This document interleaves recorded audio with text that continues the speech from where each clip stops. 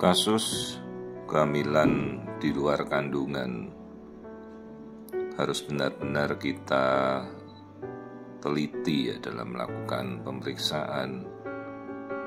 Ini adalah seorang ibu yang datang dengan tes kehamilan beta-HCG yang positif, sementara dia telah dilakukan kuret mungkin sudah beberapa minggu yang lalu ya, karena diketahui kehamilannya keguguran.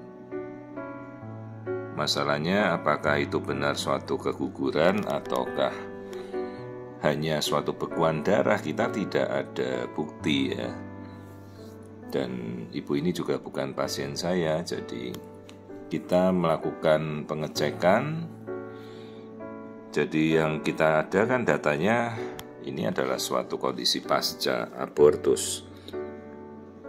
Jadi seperti yang kita lihat ini, kelihatan di dalam rongga rahim seperti ada kantung. Kalau kita tidak hati-hati, nanti dikira ini suatu kantung kehamilan lagi ya. Padahal ini bukan kantung, ini adalah bekuan darah. Jadi kalau kita melihat suatu kondisi di mana diduga hamil itu kosong, tidak ada isi, atau hamil yang tidak berkembang, dipastikan dulu apakah ini memang suatu tanda kantung kehamilan, yaitu karakteristiknya jelas sekali berbeda dengan hanya sekedar bekuan darah ya. Kayak orang misalnya haid, ya itu kan dia bekuan darah, nah itulah kondisinya bekuan darah. Jadi dia tidak ada ciri-ciri kantung yang tebal di dalam rahimnya. Kalau kantung hamil itu berbeda, dia bentuknya lebih tebal. Dan ini yang membuat si ibu curiga bahwa dia mengatakan kok dokternya yang melakukan pembersihan artinya kuret itu mencurigai adanya pertumbuhan yang tidak normal dari pembuluh darah pada bagian ovarium ya, di sekitar ovarium. Berarti kan antara sisi kanan atau sisi kiri. Saya sendiri tidak ada data sama sekali begitu. Dan akhirnya ini yang membuat si ibu bingung dan akhirnya memutuskan untuk meminta pemeriksaan ke konsultan feto-maternal ya, ke saya. Saya sendiri tidak ada data apapun ya. Kemudian kita gali, ini yang saya lihat tadi ovariumnya. Tadi kita sudah melihat bekuan darah. Dan logikanya kalau sudah dikuret kan harusnya kan bersih ya dengan test pack ya. Harusnya sudah negatif lah. Sudah berminggu-minggu. Saya tidak melihat ada tanda-tanda perdarahan. Tapi kenapa test pack-nya si ibu masih positif, sementara di dalam rahim tidak ada kantung kehamilan, hanya saya temukan bekuan darah gitu. Nah sementara bekuan darah dari mana juga?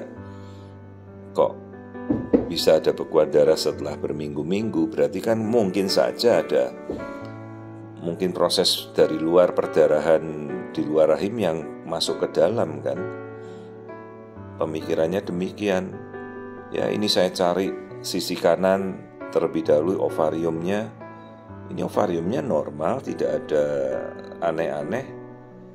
Ya, tidak ada kista. Hanya yang menjadi clue atau kunci dari persoalan ini bahwa dokter yang melakukan kuret itu mencurigai ada hal yang tidak normal pada sisi sebelahnya. Katanya aliran darah di indung telur meningkat. Nah itu yang menjadi patokan. Terus saya lacak, ternyata di indung telurnya tadi kita lihat sisi ovarium kiri normal, terus kok ada sebongkah massa. Massa itu artinya benjolan ya, benjolan yang tidak normal di sisi indung telur. Dan itu arus darahnya tuh sangat-sangat ya dahsyat begitu ya. Pembuluh darahnya yang ngasih vaskularisasi darah kok bisa meningkat, berarti itu kan ada perubahan hormonal. Jadi kalau orang hamil itu kan memang dia perdarahan vaskulernya banyak untuk meningkatkan aliran makan ke janin. Nah ini yang saya lihat, ini suatu bongkahan di sisi tuba saluran kiri, kalau bahasa kedokterannya namanya adnexa kiri. Dan inilah kantung kehamilan. Kantung kehamilan yang tidak berkembang pada usianya sekarang sebenarnya sudah memasuki berapa minggu ini, 13-an minggu kalau dihitung dari haid terakhirnya.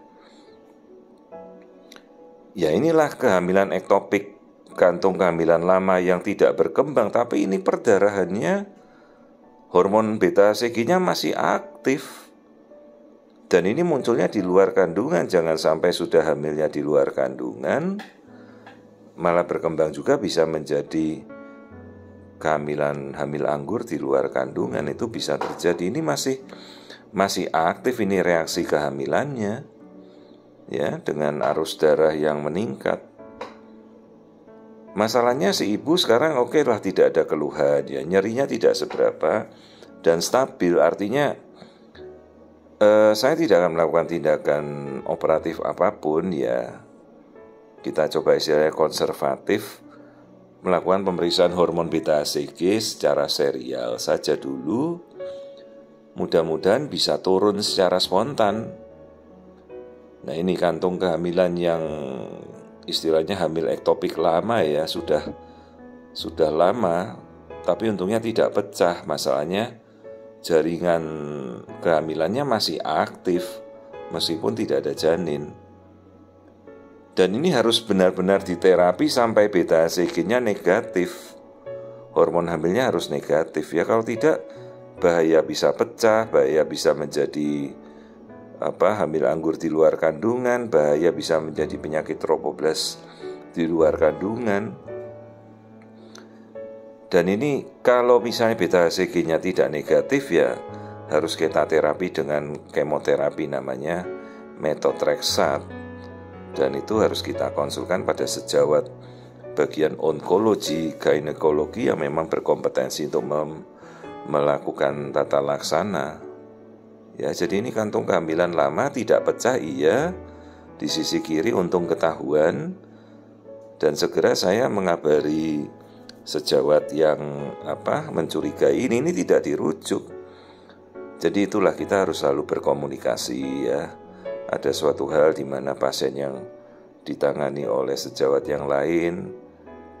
Jadi meskipun tidak dikonsulkan, kita coba mengabari, ya, bahwa kondisinya seperti ini.